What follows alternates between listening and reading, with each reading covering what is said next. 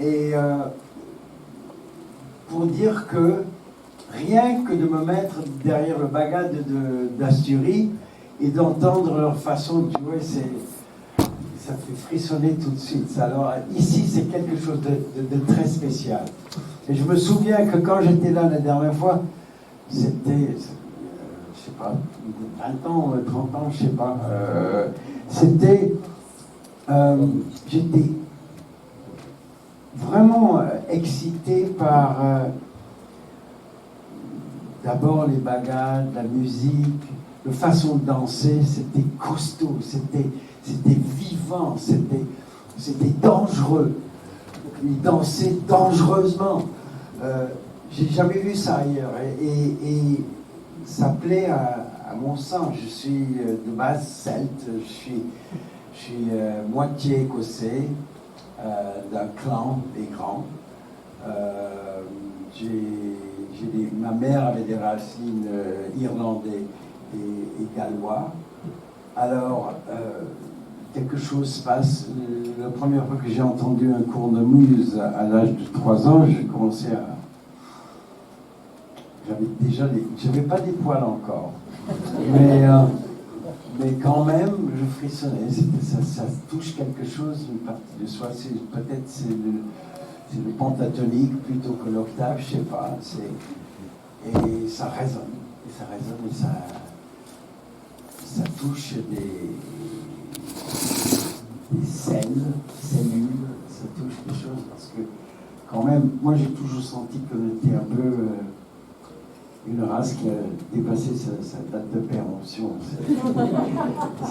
Il en reste que l'âme, le sang et la musique, et c'est des choses si fortes que ça dépasse beaucoup d'autres cultures. Moi, je suis pas sûr. On m'a dit que les Celtes viennent de l'Est, mais je sais pas. Après tout ce que j'ai vu et après avoir étudié de mythologie ancienne, j'ai vraiment l'impression qu'on vient plutôt de l'Atlantique, qu'on est arrivé au bord de tous les pays, sur les plages de tous les pays, et qu'on a compris très vite ne pas aller trop à l'intérieur. On est resté sur les côtes. Mais les Galiciens, c'est complètement différent que les Ibériens. C'est tellement loin. Et en Angleterre, les Cornouailles, les gens de Cornouailles, les gens de Galles et les Irlandais, les Écossais, ils n'ont rien en commun avec les Anglo-Saxons. Mais on n'est pas anglo-saxons en Angleterre. On est plutôt normands. Alors, et les Normands sont des Vikings sédentaires. Alors, franchement, c'est quand même, de parler les races, c'est un peu con. Mais quand même, les Celtes, on est différents. On est vraiment différents. Et je pense que la beauté, c'est qu'on n'a pas besoin de dire grand-chose. On n'a pas besoin de souligner trop. C'est un sentiment qu'on partage. Eh ben, merci beaucoup. Bienvenue à la maison, alors. Et on commence à comprendre à quel point la domination de politique écrase journalisme, les infos et tout ça, et personne ose dire un mot contre. Et c'est terrifiant. On est dans une époque où on va de plus en plus vers la dictateur, les dictateurs et tout ce que ça représente. Et je fais partie d'une ancienne génération qui râle.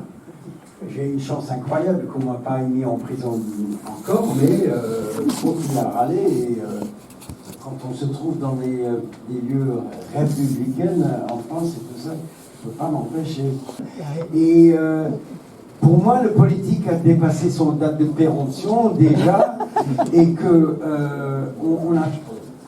on est de plus en plus loin de nous, et qu'on est de plus en plus impuissant. On n'a pas de parole, on a de moins en moins de gens qui parlent pour nous, et ça commence à être très sérieux. Et la seule chose que je peux dire, c'est que je suis ravi que je suis aussi vieux et que je vais mourir, parce que je vais éviter un peu ce qui risque d'arriver. Ça ne répond pas à ta question. Mais c'est parce que, bon, mais autant il y a des gens qui viennent dans les coulisses après, qui me disent j'ai passé des moments très très durs dans ma vie, et votre musique m'a aidé à le franchir. Ou il y a l'autre sorte qui disent la vie en ce moment c'est de la merde, mais pour 3 heures tu m'as fait oublier tout ça. Autant que ces gens existent, moi je continue jusqu'à la mort, parce que franchement ça me donne une raison de vivre. J'ai quelque chose à donner, j'ai quelque chose à partager, et ça c'est plus important que tout. C'est quelque chose que j'essaie avec. Quand vous parlez d'un livre, moi je trouve que à l'époque où je l'ai écrit, il y avait des traces qui restaient après Dylan, après les chansons latines sur les générales de Chili et tout ça, il y avait des chansons protestes. Il y avait de la place pour les chansons protestes. Aujourd'hui, protester, ça ne veut rien dire. Et ça n'attire personne, c'est chacun pour soi. Et puis, moi, la seule chose qui me fait rire, c'est des gens qui n'arrêtent pas de se taper contre les lampadaires parce qu'ils sont en train de lire leur tablette ou leur portable. C'est notre époque, on essaie de s'adapter avec, mais ça ne veut pas dire qu'elle est meilleure. Et moi, je ne sais pas quand on va revenir à avoir la conscience piquée, quoi. La vie devient de plus en plus dure. C'est tellement dur qu'on n'a pas le temps de regarder autour de soi. On essaie de rester saine. Et c'est pas fini. Cet hiver, ça va barder, quoi.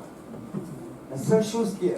Parce qu'on est dominé par des multinationales, alors franchement, c'est irréprochable. On ne peut pas les toucher. C'est terrifiant. Moi, je me sens tout seul en train de râler contre ma télé, râler contre la radio. Mais je ne sais pas si... La nouvelle génération, les jeunes commencent à râler comme il faut. Mais il faut les encourager. Il faut les vieux pour les encourager quand même. Il faut qu'ils trouvent du support avec ça, par des gens qui ont vécu et qui ont... On a une chance incroyable, c'est que ma génération a eu 70 ans de paix. Et ça, c'est déjà énorme. On est en train d'aller le perdre en ce moment. Alors, on va voir où ça nous amène. En tout cas, merci. Comment... Mais c'est passionnant.